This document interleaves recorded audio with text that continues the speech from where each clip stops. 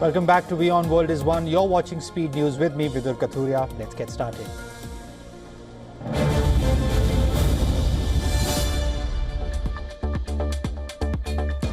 US President Donald Trump has departed Busan after his meeting with Chinese President Xi Jinping, calling the bilateral talks a great success. On board Air Force One, Trump announced that the meeting yielded an extendable one-year deal on the supply of crucial rare earths, settling the issue of US access to these vital minerals. He also revealed that tariffs on Chinese imports will be lowered and China has agreed to buy tremendous amounts of soybean. However, Beijing has not yet commented on these developments. Sitting for the meeting, Xi had told his US counterpart that while the two countries did not always see eye to eye, they should strive to be partners and friends.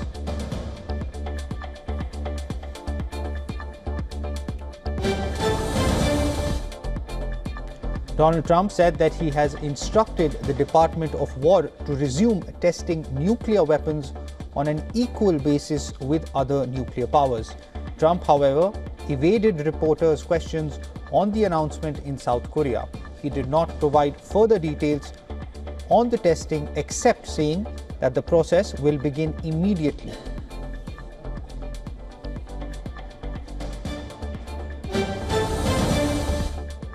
Argentina's Interior Minister Patricia Bullrich has announced that the country's borders with Brazil will be on maximum alert following a deadly police raid in Rio de Janeiro that killed at least 119 people, including 4 officers. The alert will involve intensified controls, including scrutinizing the criminal records of Brazilians entering Argentina. Patricia Bullrich emphasized that the goal is to prevent any potential spillover of violence or illegal activities into Argentina.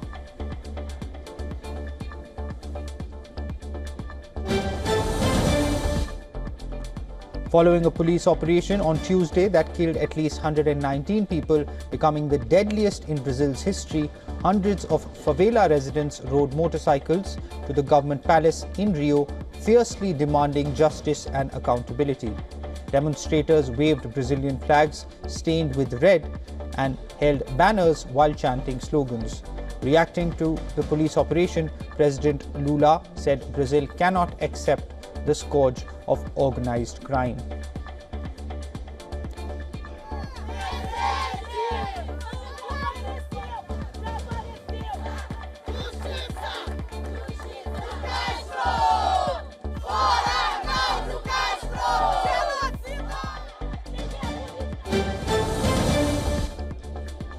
Israeli Prime Minister Benjamin Netanyahu visited the Civil Military Coordination Center in Kiryat Gat in southern Israel, where US troops and international partners are working to monitor the Gaza truce and facilitate the post-ceasefire process. During his visit, Netanyahu reportedly reaffirmed Israel's goal to ensure the disarmament of Hamas and the demilitarization of the Gaza Strip, vowing a joint effort with international partners to achieve this.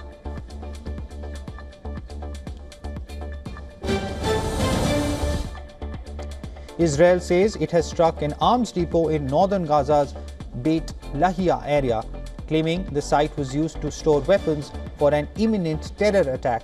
The military says operations will continue against perceived threats. This comes after what Gaza officials described as the deadliest night of bombing since the start of the US brokered truce.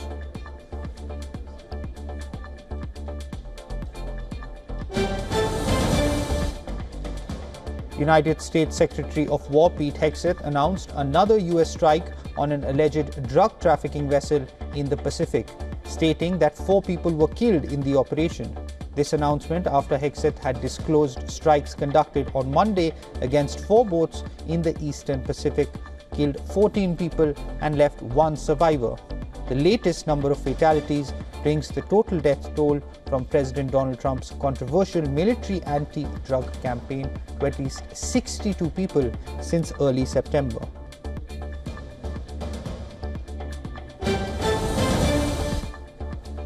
Venezuelan President Nicolas Maduro has said his country had intercepted 3 planes allegedly used for drug trafficking. in operations coinciding with a US military deployment against alleged drug groups in the Caribbean.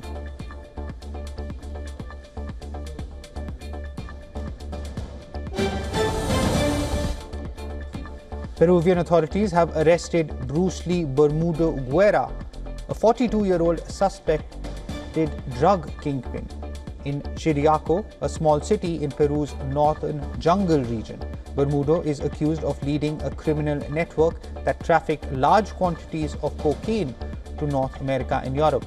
The arrest was a joint effort between Peruvian police and the US Drug Enforcement Administration. Bermudo faces extradition to the United States and is believed to have coordinated shipments from Peru.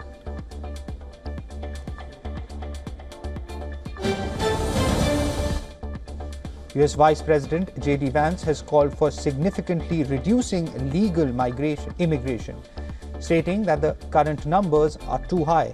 Speaking at the University of Mississippi, Vance emphasized the need to slow down immigration to allow American society to assimilate newcomers and build a common identity. He criticized former President Joe Biden's policies, saying they threaten the country's social fabric by allowing too many people in. Vance did not provide a specific number for optimal immigration levels, but stressed the importance of careful consideration.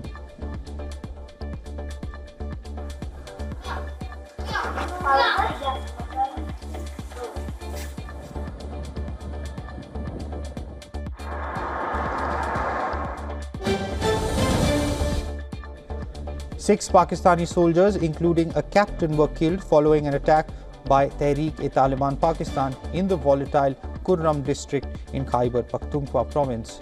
According to reports, 7 TTP militants were also killed in the clashes. In addition, 18 Pakistan security personnel were also injured in fierce fighting. The surge in violence coincides with the breakdown of crucial talks between Pakistan and the Afghan Taliban aimed at reining in TTP's cross-border activities.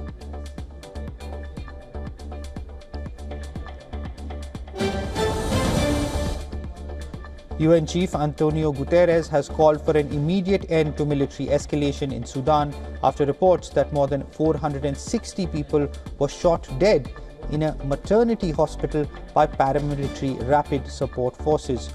According to the Sudan Doctors Network, Sudan's rapid support forces burst through the wards of the maternity hospital, showing mercy to no one. The head of the Rapid Support Forces paramilitary group has vowed that Sudan would be unified through peace or through war after his forces captured the key city. Acknowledging what he called abuses by his forces, RSF Commander General Mohammad Hamdan Dagalo, who is sanctioned by the US, said that he has ordered an investigation into the incident.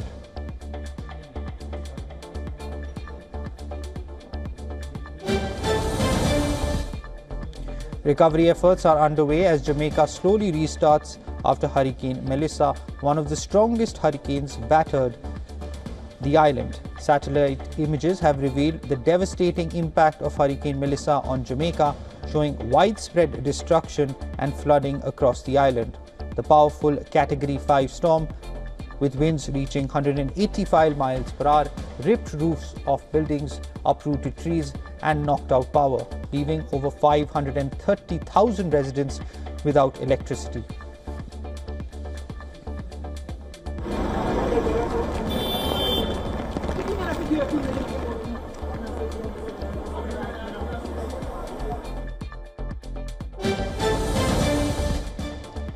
Delhi's air quality has taken a turn for the worse, slipping into the very poor category due to a blanket of haze and fog trapping pollutants. The Central Pollution Control Board reports that 11 out of 38 monitoring stations are recording AQI readings above 300, indicating very poor air quality. According to reports, the Delhi government has completed 2 consecutive cloud seeding operations as part of its robust air quality management strategy. However, the cloud seeding activity planned for Wednesday was put on hold due to insufficient moisture in the clouds.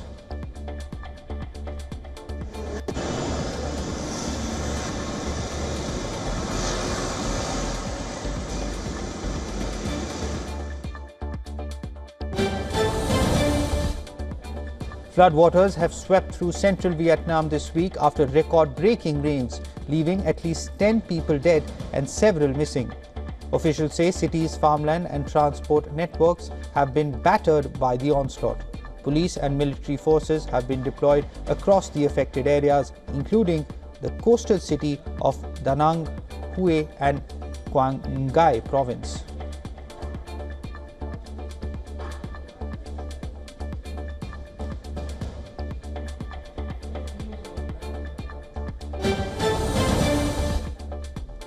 Nvidia has made history by becoming the first company ever to reach a $5 trillion market valuation, underlining its transformation from a graphics chip maker into the backbone of the global artificial intelligence infrastructure boom.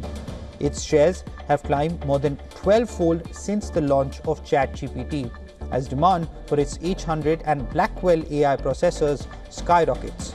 Nvidia's market cap now surpasses entire sectors, even exceeding the combined value of all cryptocurrencies and about half of Europe's entire benchmark equity index. But despite the surge, analysts are divided. Some hail it as a milestone of AI infrastructure dominance. Others caution that valuations may be outpacing fundamentals.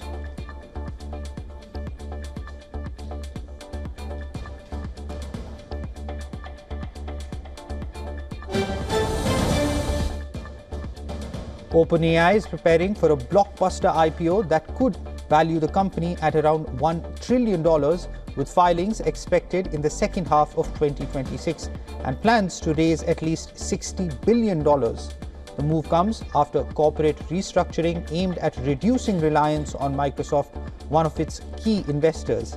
Revenue is projected to reach roughly $20 billion by the end of 2025, though the company is still posting rising losses. Analysts say the IPO could be one of the largest in history, reflecting the soaring demand for artificial intelligence technologies and OpenAI's leading position in the AI sector.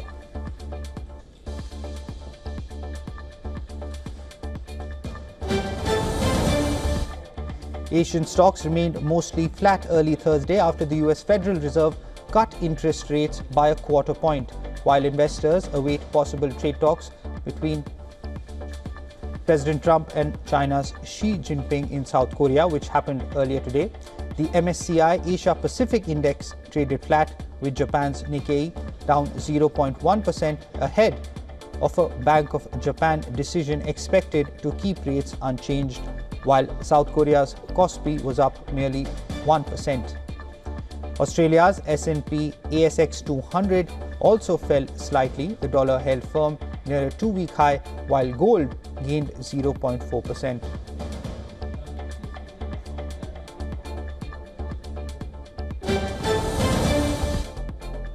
Elon Musk's satellite broadband firm Starlink is all set to conduct demo runs in Mumbai on October 30th and 31st. According to the Press Trust of India, which is a news agency, the tests will be conducted before law enforcement agencies to show compliance with India's security and technical standards under India's Global Mobile Personal Communication by Satellite, or the GMPCS license. The company is seeking final clearances before rolling out commercial services across India. Starlink plans to set up 9 gateway Earth stations in major cities, including Mumbai, Noida, and Hyderabad, with 600 gigabits per second capacity through its Gen 1 satellites.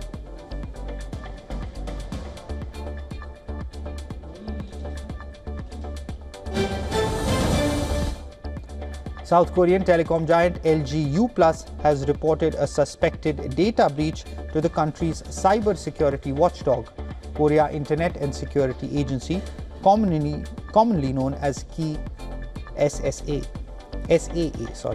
All three major South Korean telecoms, SK Telecom, KT, and now LG U+, have reported possible cyber attacks in the past 6 months. This follows reports that hackers from China or North Korea may have targeted nearly 9,000 LG servers.